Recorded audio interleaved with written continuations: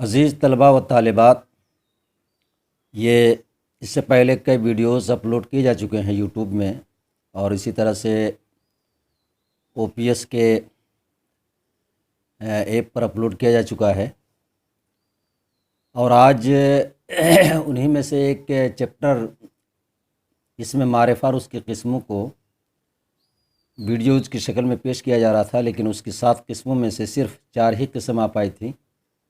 زیادہ طوالت کی وجہ سے اس کا کچھ باقی حصہ رہ گیا تھا، جس میں 3 قسمیں شامل تھیں۔ تو چوتھا نمبر جو ضمیر ہے، ضمیر سے متعلق کچھ تفصیلات آ ہی چکی تھیں، اور یہ بتایا گیا تھا کہ ضمیر جس کو اسم کے بدلے میں یا اسم کی جگہ پر استعمال کیا جاتا ہے، وہی اسم مراد ہے جس کو اسم معرفہ کی قسموں میں شامل کیا گیا ہے، جس کو مرجع کہتے ہیں، جس کی طرف ضمیر لوٹتی ہے۔ لفظ مرجع یہ عربی لفظ ہے جس کا معنی ہوتا ہے جس کی طرف ضمیر لوٹے، یعنی جس کے بدلے میں ضمیر کا استعمال کیا جائے۔ اس کی تفصیلات آ جانے کے بعد یہ اب 5ویں قسم ہے اسم معرفہ کی، جسے مضاف کہتے ہیں۔ مضاف اسم معرفہ کی 5ویں قسم ہے۔ اس کی تعریف یہ ہے کہ جس کی نسبت کسی دوسرے اسم کی طرف کی جائے، جیسے زید کا گھر، گردش زمانہ، نغمہ وحدت، یہ اس کی مثالیں ہیں۔ مثالوں سے واضح ہے کہ جہاں کہیں بھی مضاف پایا جائے گا وہاں مضاف الیہ بھی موجود ہوگا، یعنی 2 اسم کا ہونا ضروری ہے کہ ایک کی نسبت دوسری اسم کی طرف کی جائے، اور دوسرا اسم وہ ہوگا جس کی طرف نسبت کی جائے۔ ایک اسم مضاف ہو گیا جس کی نسبت کی گئی، دوسرا اسم مضاف الیہ ہوا جس کی طرف نسبت کی گئی۔ اس طرح سے نسبت یا اضافت کا مطلب یہ ہوا کہ وہاں 2 اسم کا ہونا ضروری ہے۔ اب مثالوں میں دیکھ سکتے ہیں، زید کا گھر، گردش زمانہ میں زید اور گھر 2 اسم ہے، اور لفظ کا علامت اضافت ہے یا حرف اضافت ہے۔ گھر یہاں مضاف ہے، اسی لفظ کی نسبت کی گئی ہے زید کی طرف، تو زید مضاف الیہ ہو گیا۔ مضاف الیہ کا مطلب ہوتا ہے الیہ جس کی طرف اور مضاف نسبت کی گئی، تو چونکہ زید کی طرف نسبت کی گئی ہے اس لیے زید مضاف الیہ ہو گیا۔ یہ اردو اضافت کی مثال ہے جس میں مضاف بعد میں آیا ہے اور زید مضاف الیہ پہلے آیا ہوا ہے، اور کا یہ خالصتاً اردو اضافت کی ایک علامت ہے، پہچان ہے۔ دوسری مثال میں گردش زمانہ ہے، نغمہ وحدت ہے۔ ان مثالوں میں جو الفاظ پیش کیے گئے ہیں یہ فارسی اضافت ہے، عربی اضافت بھی اسی طریقے سے ہوتی ہے، بالکل جیسے رسول اللہ ہے، اسی طرح سے اور بہت ساری مثالیں ہو سکتی ہیں۔ تو فارسی اور عربی اضافت کی شکل یہ ہوتی ہے کہ مضاف پہلے آتا ہے اور مضاف الیہ بعد میں، جبکہ اردو میں مضاف الیہ پہلے اور مضاف بعد میں۔ تو گردش زمانہ میں گردش مضاف ہے، نغمہ وحدت میں نغمہ مضاف ہے، اور زمانہ اور وحدت یہ دونوں مضاف الیہ ہیں۔ ان کو اگر اردو اضافت میں تبدیل کیا جائے تو اس کی شکل یہ ہوگی زمانے کی گردش اور وحدت کا نغمہ، اور پھر اسی صورت میں اس صورت میں یہ ہوگا کہ مضاف بعد میں آ جائے گا اور مضاف الیہ پہلے آ جائے گا۔ تو یہ عجیب بات ہے کہ عربی اور فارسی اضافتوں کا استعمال اردو اضافتوں کے مقابلے میں اردو زبان میں زیادہ ہے۔ کثرت سے اس طرح کی اضافتوں کا استعمال ہوا ہے، اس لیے ان چیزوں کو نظر انداز کرنا یہ سراسر غلط ثابت ہوگا۔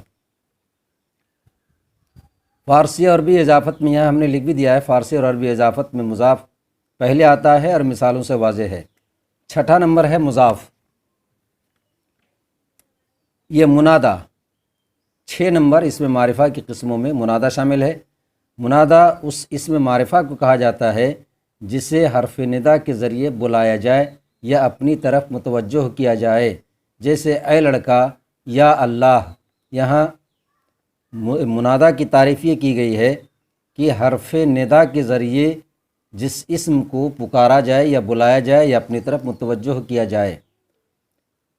تو حرف ندا ایک ہو گیا جس کو استعمال کیا گیا پکارنے کے لیے، اور جس کو پکارا گیا یا جس کو اپنی طرف متوجہ کیا گیا وہ منادہ ہوا۔ لفظ منادہ کا مطلب جس کو پکارا گیا ہو، اور ندا حرف ندا جس کے ذریعے سے پکارا جائے۔ یہ تمام عربی الفاظ ہیں، اور عربی الفاظ کی میننگ اگر سامنے آ جاتی ہے تو میں سمجھتا ہوں اس کو سمجھنے میں کوئی دقت نہیں پیش آئے گی۔ جیسے اس کی مثالیں دی گئی ہیں، اے لڑکا یا اللہ۔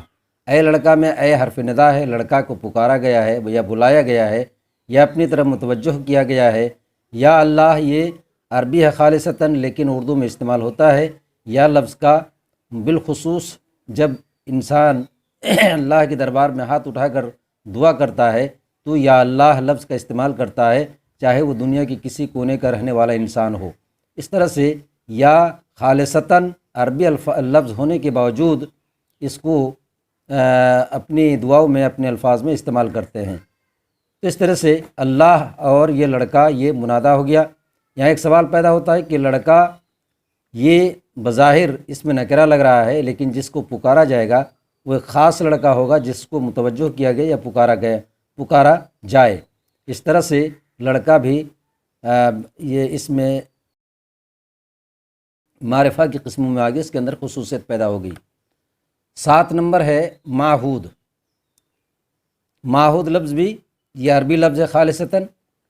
اس کی تعریف یہ ہے کہ وہ اس میں معرفہ ہے جسے بول کر کوئی ایسا شخص مراد لیا جائے جو پہلے سے ذہن میں متعین ہو۔